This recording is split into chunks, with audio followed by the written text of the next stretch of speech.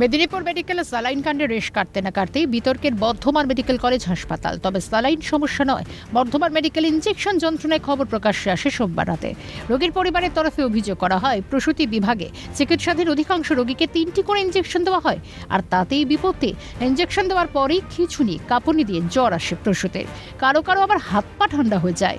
অভিযোগ করেন রোগীর পরিজনরা। যদিও এখন পরিস্থিতি স্বাভাবিক বলে জানিয়েছেন হাসপাতালের অধ্যক্ষ মৌসুমী বন্দ্যোপাধ্যায়। মেয়ে ছিল, আমাকে বললো কি কাঁচের ঘরে বাচ্চাকে নিয়ে যেতে হবে। মেয়েকে আমি মুড়ি আর শসা দিয়ে গেলাম। আমি বললাম এগুলো খাও তুমি বসে বসে, আমি একবার বাচ্চাটা কাঁচের ঘরে নিয়ে যাচ্ছি। ডাক্তারে বলেছে জন্ডিস আছে। তো আমি মেয়েকে নিয়ে চলে গেছি। তারপর ওকে আমি শসা মুড়ি দিয়ে গেছি। এবার কি হয়েছে, আমাকে ওইখানে ছেলে আবার করেছে, ভর্তি করেছে, আমাকে ওইখান থেকে আসতেও দিচ্ছে না, আর আমি জানিও না কিছু। তারপরে যখন আমি শেষকালে বেরোচ্ছি তখন দেখছি না আমার জামাই বাইরে আছে, বলছে এইরকম এই ব্যাপার হয়েছে, তা তাড়াতাড়ি চলো। কি হচ্ছে? মানে খুব কাঁপুনি হচ্ছিল, তারপর জ্বর এসেছিল খুব, দিয়ে তারপর আমি যখন গেলাম তখন দেখছি না, তখনও খুব কাঁপুনি হচ্ছে। এখন একটু সুস্থ আছে, ভালো আছে, কালকে রাত থেকেই আছে, ওষুধ পানি পড়েছে, এখন একটু ভালোই আছে, অসুবিধা কিছু নেই। পেশেন্টকে জিজ্ঞেস করলাম, পেশেন্টও একটু বলছে ভালো আছে, সুস্থ আছে, অসুবিধা কিছু নেই। না, ডাক্তার তো একটা কথাই বলেছে যে এখন সবই নর্মাল আছে, সুস্থ আছে, এখনও কোনো অসুবিধা নেই, ভয়টা কেটে গেছে। যেটা অবস্থা হচ্ছিল সেটা থেকে একটু ভালো আছে, আর কিছু বলার। কতজন অসুস্থ হয়েছিল? মোটামুটি গোটাটাই, মানে 12 জন হতে হতে গোটাটাই হয়ে গেছে, মানে যতজনকে দিয়েছে সববারই হয়ে গেছে।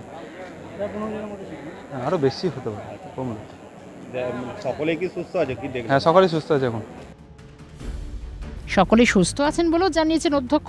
ঘটনা ইতিমধ্যে উচ্চ পর্যায়ে তদন্ত কমিটি গঠন করেছে হাসপাতাল কর্তৃপক্ষ।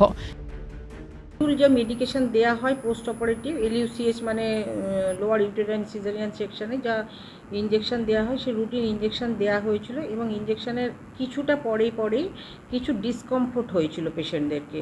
সেটার জন্য সঙ্গে সঙ্গে আমার on duty anaesthetist, on duty critical care unit এবং আমার গাইনি অ্যান্ড অবস্টেট্রিক্সের সবাই সেখানে ছিলেন এবং তারা ইমিডিয়েটলি ম্যানেজ করেছেন। একটু চেস্ট ডিসকমফোর্ট হয়েছিল কিছু পেশেন্টের, কিন্তু তাদের ভাইটালস সব উইদিন নর্মাল রেঞ্জ ছিল এবং তারা সেইটুকুনিও ইমিডিয়েটলি মানে এনার্জেটিক্যালি সব ম্যানেজ করে দেওয়া হয়েছে এবং আমরা রাত্রির অবধি বা আজকে সকাল অবধি আমাদের সমস্ত পেশেন্ট স্টেবল আছে, কারোর কোনো প্রবলেম হয়নি। অপারেটিভ তারা অ্যানালজেসিক পায়, অ্যান্টিবায়োটিক পায়, প্যান্টোপ্রাজোল পায়। এখন কোনটা থেকে হয়েছে এটা একটু বলা মুশকিল, এটা আমরা ন্যাচারালি একটা ইনকোয়ারি করে দেখব নিশ্চয়ই যে মানে কোনটা থেকে হয়েছে। ঘটনার পর নড়ে চড়ে বসে হাসপাতাল কর্তৃপক্ষ। সংশ্লিষ্ট ব্যাচ নম্বরের ওষুধগুলির ব্যবহার বন্ধ রেখে বিকল্প ওষুধ ব্যবহার করা হচ্ছে। পাশাপাশি ওষুধে কোনো প্রকার ত্রুটিও রয়েছে কিনা জানতে ওষুধের নমুনা পরীক্ষাগারে পাঠানো হবে। তবে হাসপাতাল কর্তৃপক্ষের প্রাথমিক অনুমান অ্যালার্জেটিক প্রতিক্রিয়া থেকেই এই ঘটনাও ঘটেছে।